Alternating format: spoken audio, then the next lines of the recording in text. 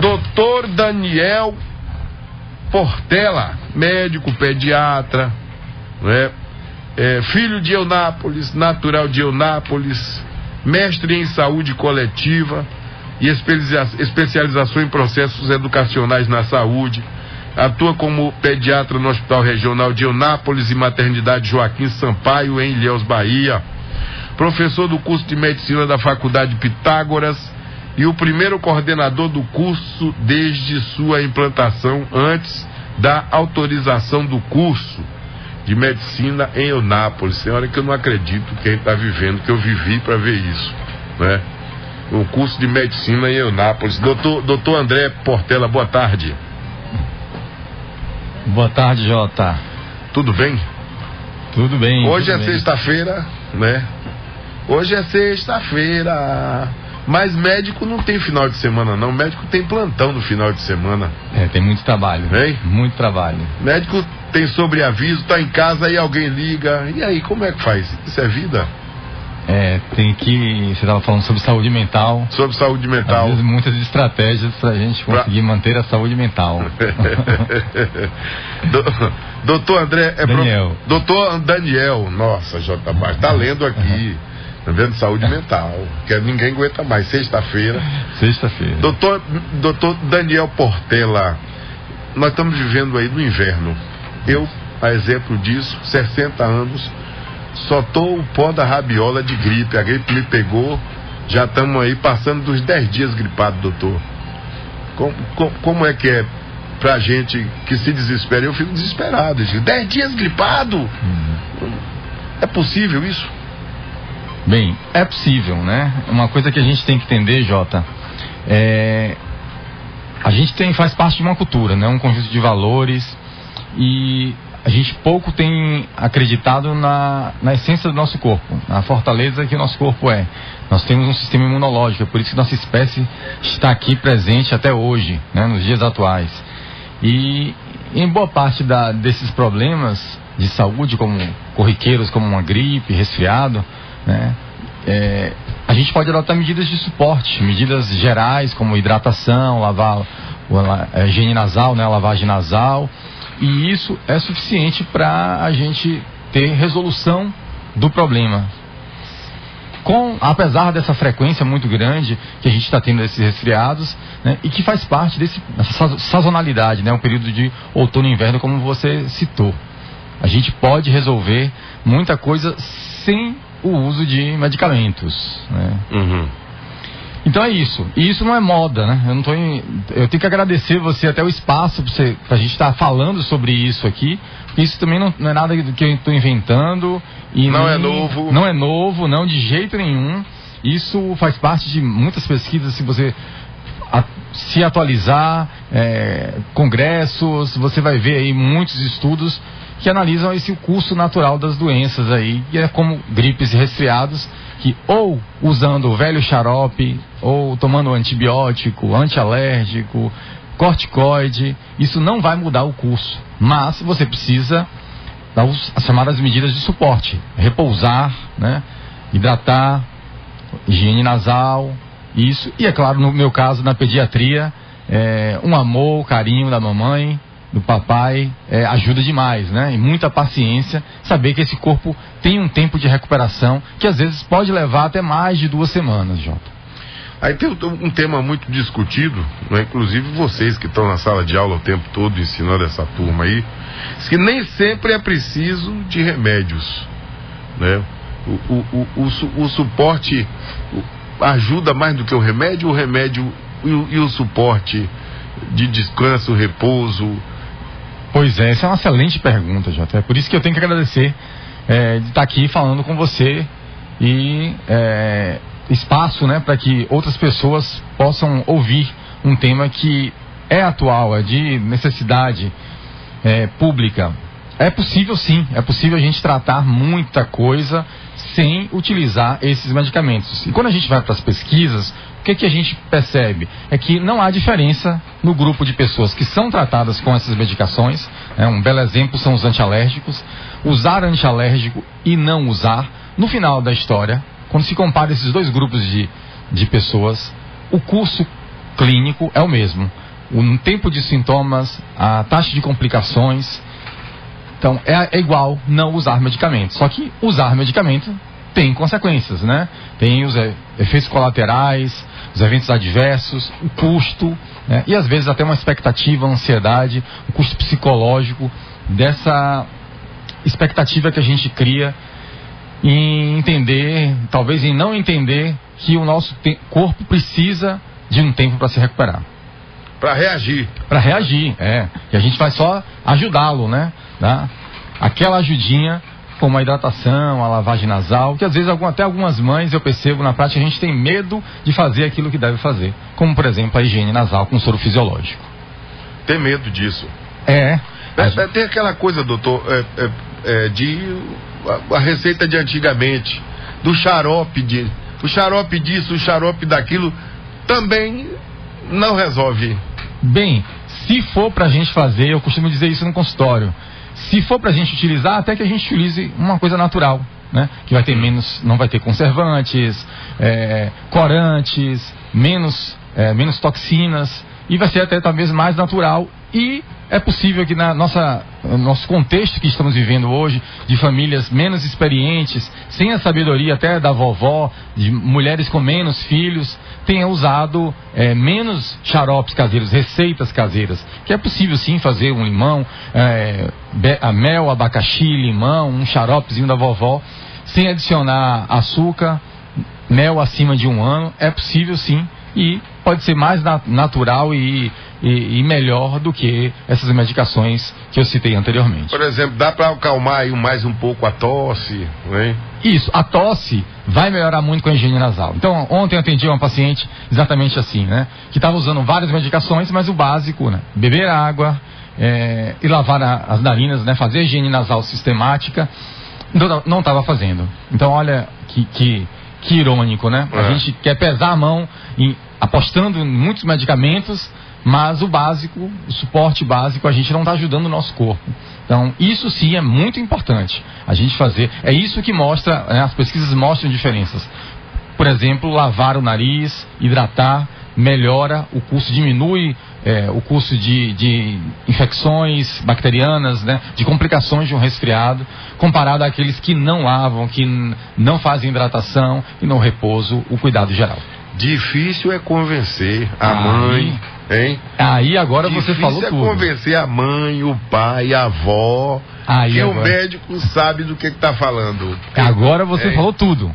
Porque nós, como eu comecei falando, nós estamos tentando modificar uma cultura vigente, né? Existem motivos por que a gente acredita tanto, mas há outros locais, outras culturas que a gente não acredita tanto nessa medicação, né? Em alguns países esse uso de medicamento excessivo não é tão comum como aqui, mas de fato nossa sociedade ainda acredita demasiadamente nos medicamentos, e não que eles não tenham utilidade, muito pelo contrário, vai ser muito importante utilizá-los, mas de maneira criteriosa, na hora certa, quando muito bem indicados, né? Doutor, aí a gente encontra ali a mãe que chega e diz assim, levou o bebê. O senhor é pediatra. Isso. A criança não é como o adulto. Bem diferente. Que está sentindo, ele já sabe separar vômito, enjoo. A criança não sabe. Diz que eu estou com dor de barriga e vomita. Né? Então, é preciso que um profissional para ler, experiente para ler o que a criança está sentindo. O pediatra tem essa condição, essa capacidade, até pelo dia a dia, a experiência, né? Mas a mãe quer saber mais e isso complica o tratamento? Jota, assim, hoje o que a gente tem percebido, tem comparado com outros temas, outras áreas, o nível de escolaridade, de esclarecimento do paciente conta, né? Por exemplo, quanto mais esclarecida a mãe, quanto mais anos de estudo uma mãe tenha estudado, mais ela amamenta. Quanto mais informação ela tem, mais saúde ela tem. O bebê também. E o bebê também. Então, o profissional de saúde, ele tem que estar nessa posição de estar ao lado para promover e trazer essa informação, para promover mais saúde através da educação das pessoas. Doutor, aí um dos principais sintomas é a garganta. Não sei o que acontece, pode ser uma gripe peitoral. Tem essa coisa de gripe peitoral nasal ou é tudo a mesma coisa? Existem as infecções das vias aéreas superiores, que talvez pode ser essa nasal, na tradução popular, né? Tem alguns termos que eu ainda nem conhecia. Confesso que essa gripe peitoral e nasal eu não conhecia. Mas todos os dias a gente vai aprendendo um pouco. Mas existe sim a infecção que está delimitada só aqui da laringe para cima, né, da garganta para cima, ou aquela que desce para os pulmões. Essa é a infecção mais de trato respiratório baixo. Qual a mais grave? Essa de trato respiratório baixo, o acometimento dos pulmões, das vias aéreas inferiores, ela tende a complicar mais, como nós estamos vendo agora as bronquiolites, né, que é a infecção das vias aéreas inferiores, os bronquíolos, que acontece muito comum em bebês. É um tema, aliás, que está bombando, assim. No outono a gente tem uma incidência muito grande, muitas crianças internadas, por isso, aliás, é uma grande causa de internação hospitalar nessa fase do ano. É uma complicação que começa com um resfriado. Doutor, um resfriado pode revelar uma série de complicações no estado de saúde. Aí costuma a mãe, quando o menino está a gargantinha coçando, ela corre logo ali e o atendente da farmácia dá um coquetel de maravilhas. E nesse coquetel pode ter um complicante que a criança pode estar escondendo uma doença, uma coisa mais grave, e esse coquetel pode acelerar, pode desencadear no chamado efeito colateral e afetar outras regiões Jota, do corpo. Essa pergunta eu acho que é bem interessante para a gente puxar um assunto, que é esse uso indiscriminado de medicações, e não fica só na farmácia. Infelizmente, até muitos colegas, os profissionais médicos, até pelo modo da medicina está muito acelerada, né? Então a chamada queixa-conduta, tudo tem uma receita rapidamente, as pessoas querem tudo muito rápido, né? Elas querem resolver rapidamente, e esse é um comportamento geral de toda a sociedade, e a gente tem que se colocar aqui também de maneira assertiva, e que os próprios médicos também participam disso, uma prescrição exagerada de medicação. Então, os antibióticos é um belo exemplo de consequências que a gente pode ter individuais e coletivas.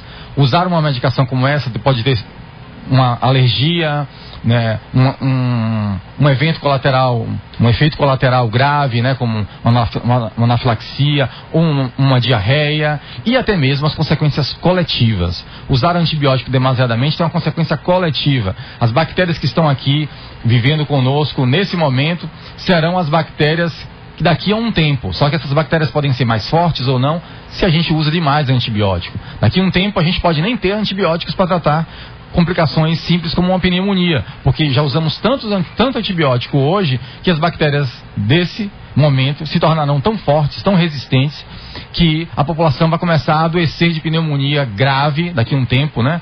Hipoteticamente, porque a gente está usando antibiótico demais. Então existe sim uma consequência coletiva. Então quando a gente usa antibiótico indiscriminadamente, seja por conta própria, que vai na farmácia, ou até mesmo um profissional que sem critério usa demais esses medicamentos, existe uma consequência não só para você que está usando, mas como para toda a sociedade. Então toma antibiótico, toma logo antibiótico, não é a saída. E a paciência, né? É claro que uma avaliação é fundamental, porque a gente vai, nessa avaliação, checar se existe algum sinal de complicação, algum sinal que sugira uma infecção bacteriana, e que, neste caso, a gente precisa de antibiótico. Mas, na imensa maioria dos casos dessas doenças comuns, dos gripes, resfriados, o tratamento é o suporte, como eu citei anteriormente. Tem essa coisa da gripe ela ficar mais em um indivíduo do que em outro, mais tempo?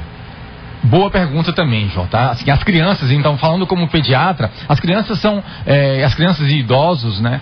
Eles são os extremos etários, então eles estão aí nessas, o jovem demais ou o mais velho, eles têm um sistema imunológico em amadurecimento, ou no idoso em senescência, né? Em envelhecimento, que ele se torna mais fraco.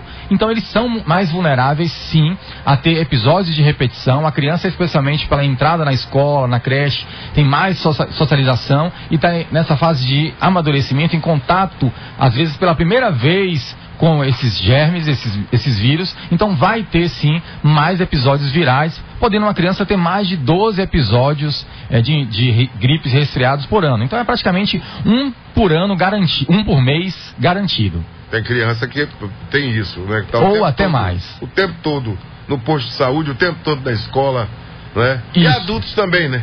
Adulto, dependendo do trabalho, do seu grau de socialização, da sua atividade, pode estar mais exposto, como por exemplo os profissionais de educação, né, que estão dentro de sala de aula, em contato com crianças, os profissionais de saúde, podem adoecer mais frequentemente. São 13h34, eu estou conversando com o pediatra Dr. Daniel Portela, que também é médico, professor do curso de medicina da Faculdade de Medicina Pitágoras, e é o primeiro coordenador do curso desde a sua implantação, antes da autorização do curso. Então já é antigo de casa, doutor. É muito importante a faculdade aqui na região, são 3 agora, não é isso? São 3 aqui na nossa micro-região, e isso traz essa condição aí de muito médico no Brasil daqui a um tempo, porque falta médico para tudo quanto é canto, doutor. Né? Tem mais doente do que médico. Mas voltando aqui, como é que faz uma mãe de primeira viagem, aquela mãe amorosa e com dificuldades de compreender, de ler a bula? Ninguém gosta de ler bula de remédio, e é na bula que está toda a prescrição da doença, não é isso? Está sentindo isso, para quem está sentindo aquilo, tal. Se não tiver, não adianta tomar o remédio. Então, ler a bula é super importante. O senhor citou a questão de quanto maior o esclarecimento, maior o favorecimento ao doente. Como é que faz para ter paciência com aquele que não tem paciência com a doença? Porque já chama de paciente, né? Ele tem que ter paciência. Eu tenho 10 dias gripado. Tem que ter paciência com a doença. Como é que faz, doutor? Aí vocês tomam aquele xinga. Esse doutor aí, eu fui lá, não resolveu nada. Exatamente. Hein? Como é que fica o profissional diante da situação dessa?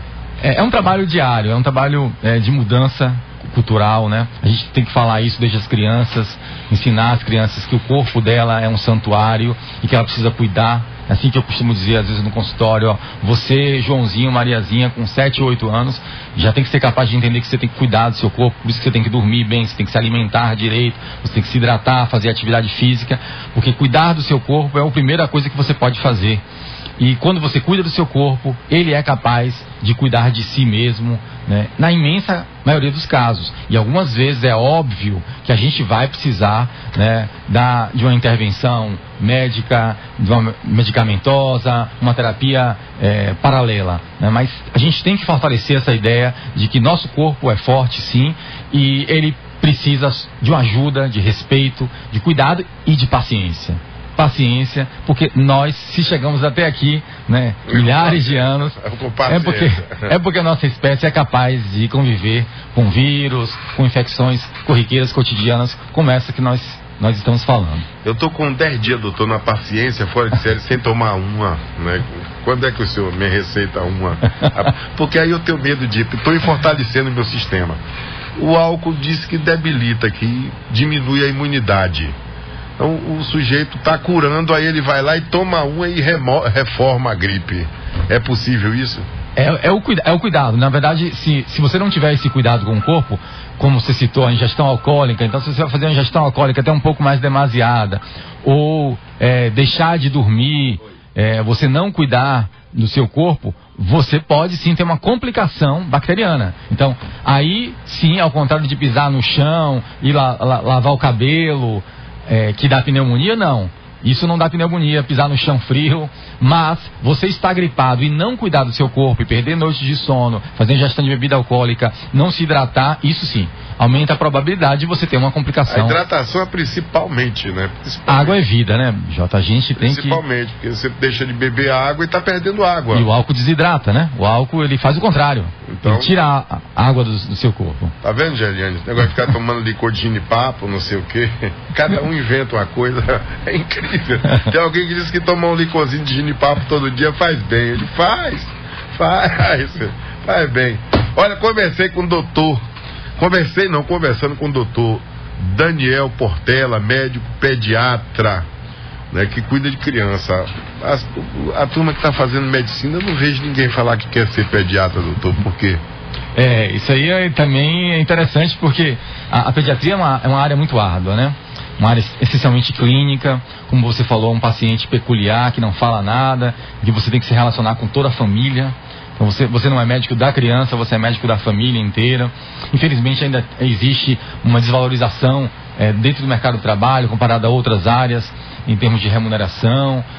Tem uma vida... mesmo, remuneração. O pediatra eu acho que é o cara mais importante da medicina. Pois é, assim como o obstetra, o geriatra. E está recebendo ali a turminha que está chegando. Pois é, mas não é bem assim que acontece. Olha só. Isso é um dos motivos pela área da pediátrica não ser tão procurada como outras áreas. Olha só. E aí, como é que a gente vai ficar sem médico? Tem que melhorar essa coisa aí para as crianças, né? O especialista, porque o especialista é uma coisa, né? O especialista é especialista. Ele dorme pensando naquele setor da medicina, né? Na área da medicina, naquele campo. Aquele que passou por um processo de formação, né? 2, 3 anos. Exato. Depois da faculdade ainda se debruça sobre uma área do saber, estuda, se forma ali mais ainda naquela área. E é importante a gente valorizar essa área. Então, muito bem, falando com o doutor Daniel Portela, né, mestre, sujeito preparado aqui para a região toda aí, no inverno aí, idosos, crianças principalmente, agora aí nas filas de postos de saúde em toda a região, de hospitais da região. A coisa complica nessa época, doutor. Verdade, né? A gente passa por uma superlotação, né?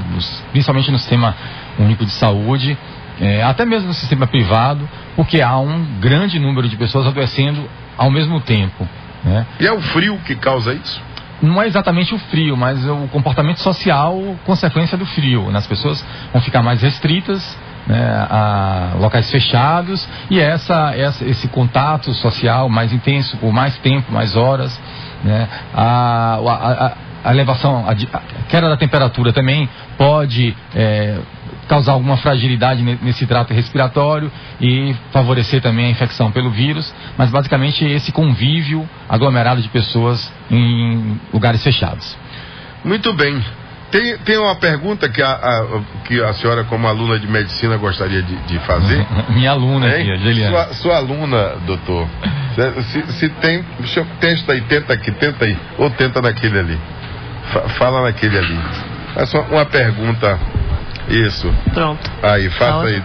Doutora futura Geliane Bastos. É um prazer, né, receber Daniel aqui, porque além de já conhecer ele há um tempo atrás, desde a implantação do curso, né, que a gente já conhecia ele como coordenador, e hoje eu tenho o prazer, né, de ter tido ele como professor, né, um professor muito bom, inclusive, e por isso, né, que foi uma das indicações para estar falando aqui, né, das crianças, né, que a gente percebe que o Instagram dele é bem movimentado, que as mamães, né, aproveitam a oportunidade para estar fazendo perguntas, ele sempre solicita, né, sempre dando as respostas, né, o máximo que ele pode, porque eu sei que a correria dele é grande.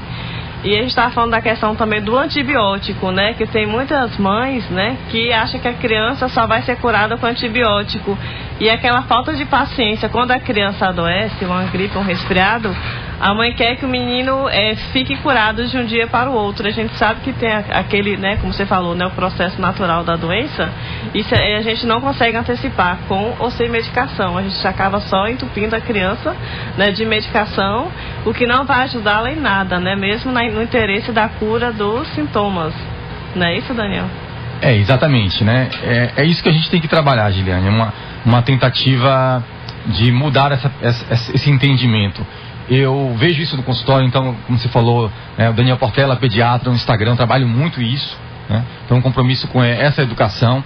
E depois de uma experiência, eu costumo ver isso no consultório, quando você fala para a mãe, olha, vamos esperar, vamos beber água, lavar essas narinas, você vai ver que essa febre vai desaparecer nas próximas 24 horas, você vai lavar bastante as narinas com soro fisiológico, e você vai perceber que essa tosse vai diminuir, ela vai ficar mais concentrada de noite, e aí a gente vai explicando o que vai acontecer, a história clínica. E aí, quando a mãe se dá a oportunidade de fazer isso uma vez e perceber que dá certo, ela começa a acreditar. Ela começa a perceber que, olha, eu não preciso dar toda vez antibiótico, né? Então, às vezes eu atendo paciente de longe, de outras cidades, porque teve essa experiência. Percebeu que, sim, isso é verdade, dá certo. O que está escrito nos artigos científicos acontece de fato. A criança melhora com ou apesar do antibiótico. Então, não preciso dar um antibiótico na imensa maioria dos casos. É uma questão de mudança cultural.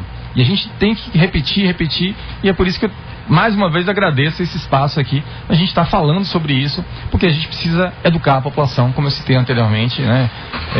E uma coisa que é tão importante, né? Que muda, de fato, os níveis de saúde quando a gente tem maiores níveis de educação.